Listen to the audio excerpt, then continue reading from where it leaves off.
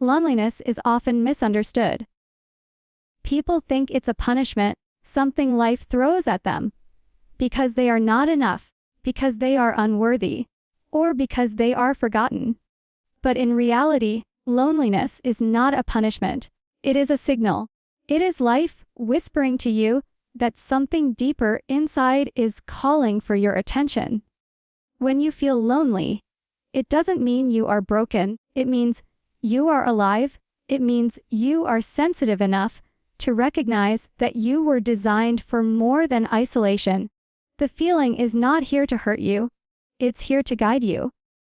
Loneliness is the signal that tells you, wake up. There is more to you than the walls you've built around yourself. Think about it. Every human being at some point feels lonely. Even the person surrounded by friends can feel lonely in a crowd. A man can be married and still feel loneliness in his heart. A woman can have a successful career, money in the bank, recognition in the world, and still go home at night with a hollow feeling in her chest. That hollowness is not punishment.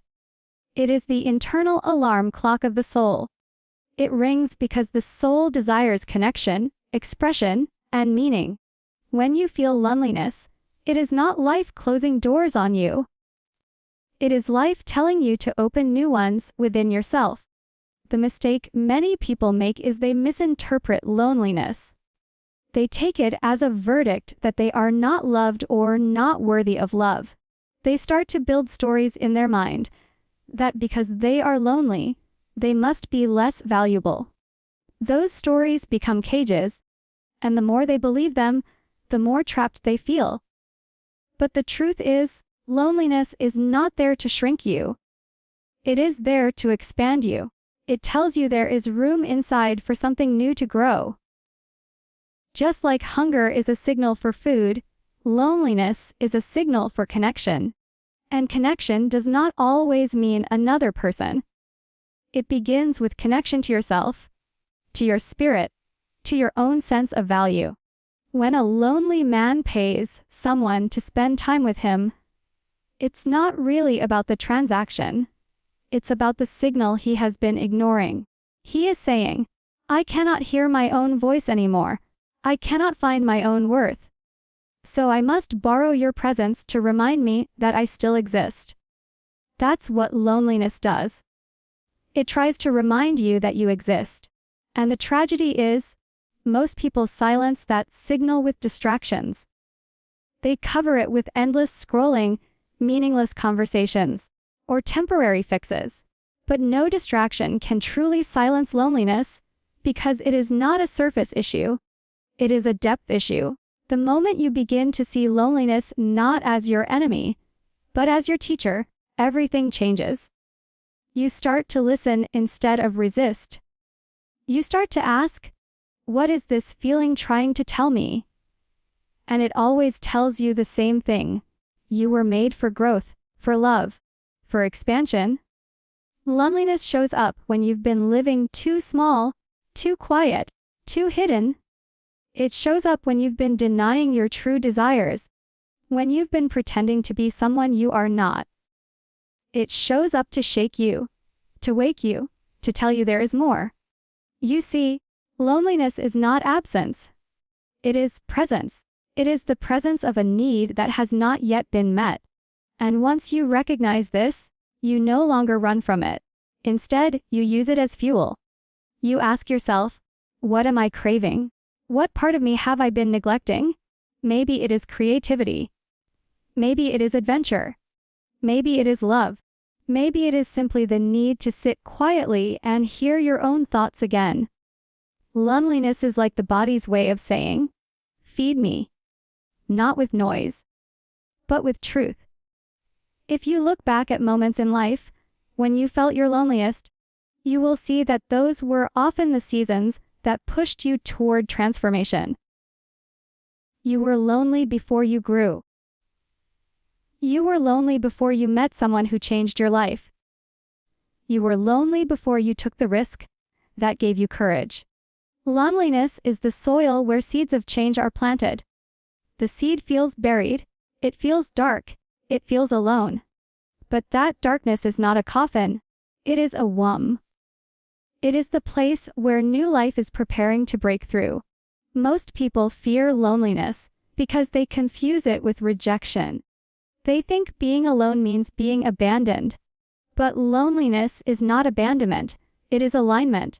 It aligns you with the truth that something inside is not being expressed. And when you finally understand this, you stop begging for company just to fill a void. You stop chasing people just to escape silence. Instead, you learn to use that silence as the canvas for your own rebirth. Loneliness teaches you that you are not meant to depend on someone else for your identity.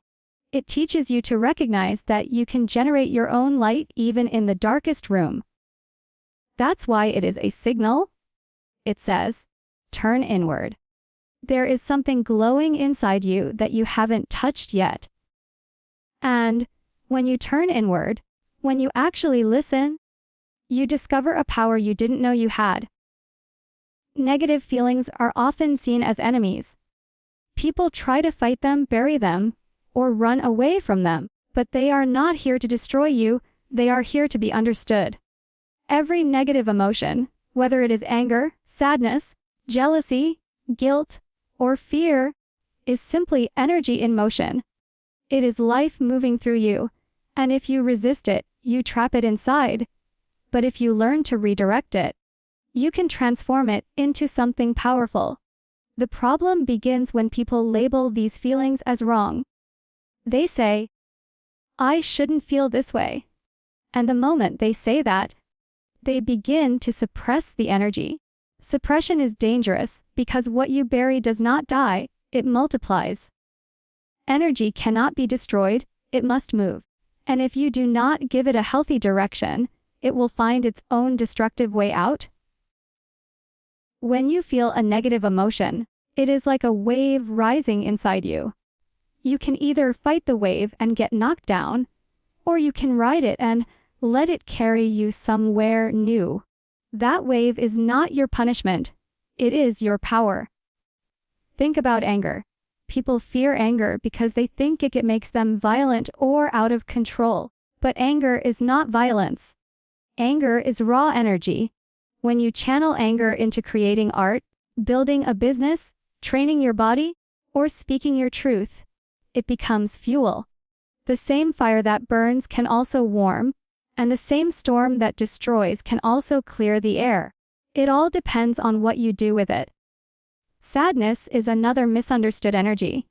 Most people think sadness is weakness, but sadness is the energy of depth. It is the heart's way of expanding your capacity to feel.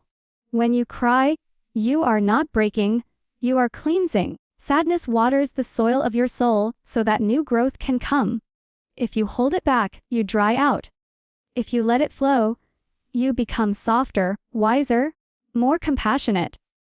That is why sadness is not a curse.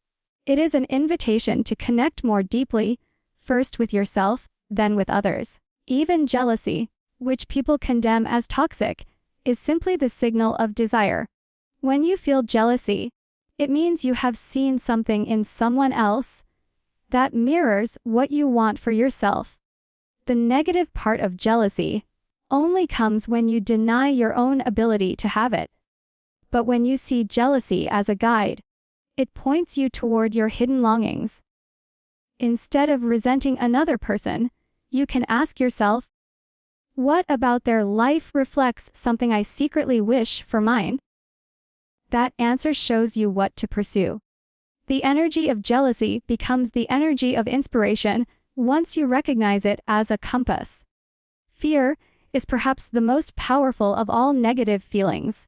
Fear can paralyze you, or it can push you to rise higher. Fear is energy pointing toward growth. You only fear the things that have the power to expand you. You never fear what keeps you small. You fear what forces you to stretch. Fear is a signpost saying, here is the edge of your comfort zone, and beyond this edge is your next level. If you run from fear, you shrink. If you move toward fear, you grow. That is why some of the most successful people in the world learned not to kill fear, but to dance with it. When you stop labeling emotions as good or bad, and instead see them as energy, you begin to gain mastery over your inner world. Energy wants to move. It wants to be expressed. A negative feeling is just energy that has not yet found its right channel. If you sit with it, if you listen to it, it will reveal what it needs. Anger might need movement, sadness might need release, fear might need courage, jealousy might need direction. Every emotion is a messenger carrying energy. If you shoot the messenger, you miss the message. People often drown in negative emotions because they keep recycling them in their mind. They replay the same story, the same memory, the same conversation, and the energy gets stuck. It's like stirring a pot but never pouring it out. The key is to redirect. Take that same energy and put it into action. Write it down, speak it out, create something from it, move your body with it. Energy transforms the moment it is expressed in a new form. That is why movement, art, music, writing, and even simple conversation can lift the heaviest emotions. The energy has shifted, and once it shifts, the feeling dissolves. Negative emotions are not here to harm you. They are here to help you evolve. They stretch you. They force you to notice what you have ignored. They call your attention to the places in your life that need healing or growth. They are signals, not life sentences. The energy they bring is raw, unpolished, and intense, but inside that intensity is your power. If you run from it, it chases you. If you face it, it serves you. Most people live their lives in a state of need. They wake up needing love, needing approval, needing someone to validate them, needing circumstances to change before they allow themselves to feel worthy. This constant state of need creates a life of chasing. When you are in need, you are always running after something outside of you. You are always hungry, always restless, always trying to prove yourself. But here is the truth: need comes from a place of lack, and lack is an illusion. The real shift begins when you move from need to value. When you stop saying, "I need someone to make me feel enough," and start declaring, "I am valuable, and my presence itself brings something to the table." That shift is everything. When a lonely man pays someone to spend time with him, he is acting from need. He is saying, "I cannot see my value unless someone else reflects it back to me." That is what most people do in different ways. Some buy relationships with attention, others buy acceptance with achievements, others buy recognition with money or sacrifice. They trade parts of themselves because they do not realize that they are already valuable without any transaction. The tragedy is that when you live from need, no matter how much you receive, it never feels enough. You can get the love, the applause, the success, but it will still leave you hollow. Because you are trying to fill a gap that was never meant to be filled from the outside. Shifting from need to value means understanding that you are not here to beg for space in the world. You are here to claim it. You don't need someone to complete you, because you are already whole. You don't need endless validation, because your existence itself is proof of worth. When you see yourself as valuable, you stop renting your worth out to others. You no longer give them the power to define your importance. You begin to move differently, speak differently, and carry yourself differently. Think of how the energy of a person changes when they recognize their own value. A person who lives in need often bends themselves to fit in. They shrink when others criticize them. They overextend themselves to please. They say yes when they want to say no. They live in fear that if they do not satisfy others, they will be abandoned. But when that same person wakes up to their own value, they stop bending. They stand tall. They speak their truth without apology. They no longer chase, they attract. That is the natural law of value. The moment you embody it, the world begins to respond. Value is magnetic. You can feel it in a person who knows their worth. They walk into a room and don't have to shout for attention, because their energy already commands it. They don't beg for love, because love flows toward those who radiate self-respect. They don't chase success, because success gravitates toward those who act from certainty, instead of desperation. This is not arrogance, this is alignment. Arrogance says, I'm better than you. Value says, I am enough as I am, and I don't need to compete or compare. When you live from value, even relationships change. Instead of entering connections hoping to be saved, you enter them to share. You no longer say, I need you to make me feel whole. You say, I already feel whole, and together we can grow even more. That changes the dynamic completely. A relationship built on need is heavy, fragile, and suffocating. A relationship built on value is light, strong, and expansive. It is the difference between clinging and choosing. Value also shifts the way you handle setbacks. When you live in need, failure crushes you, because you interpret it as proof that you are not good enough. But when you live in value, failure becomes feedback. It no longer attacks your identity. It simply informs your strategy. You remain steady, because your worth is not on the line. That steadiness allows you to take risks, to be bold, to pursue dreams without the fear of crumbling. Shifting from need to value requires practice. You must catch yourself in the moments when you say, I need this to feel worthy. Ask yourself instead, how can I bring value into this situation? The question itself changes your energy. It takes you out of begging mode and into contribution mode. Instead of asking life to prove your worth, you begin to show up with it. You discover that your ideas, your kindness, your presence, your creativity, your courage, they are all forms of value.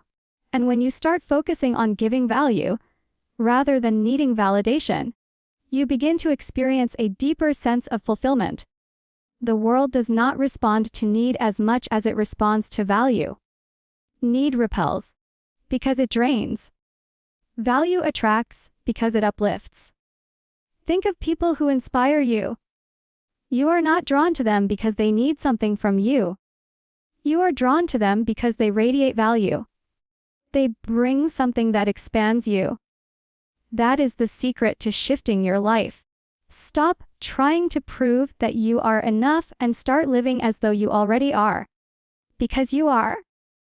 And once you embody that truth, everything around you begins to rearrange. Connection is one of the deepest needs of the human heart.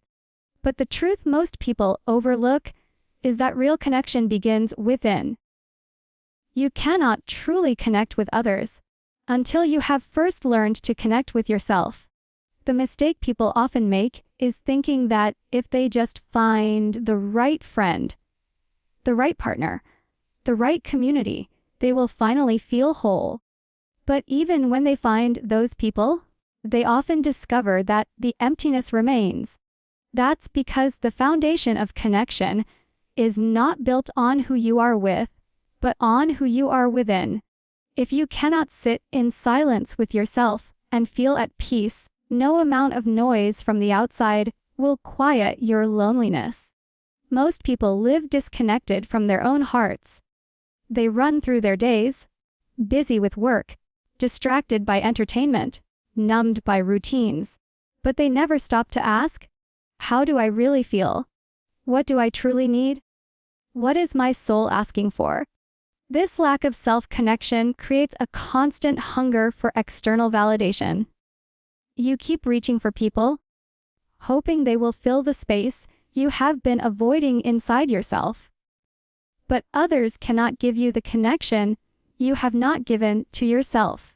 You cannot pour water into a cracked vessel and expect it to stay full. Until you repair the cracks within, every drop someone pours into you will leak out, and you will always return to emptiness. When you begin to connect with yourself, you start to experience companionship from the inside out. You learn to enjoy your own presence, to take pleasure in your own thoughts, to feel safe in your own silence. This is not isolation, this is intimacy. It is learning to sit with your feelings without judgment, to embrace both the light and shadow within you. When you stop running from yourself, you stop depending on others to save you. You realize that the truest friend you will ever have is the one you become to yourself. Self-connection is also the foundation of confidence.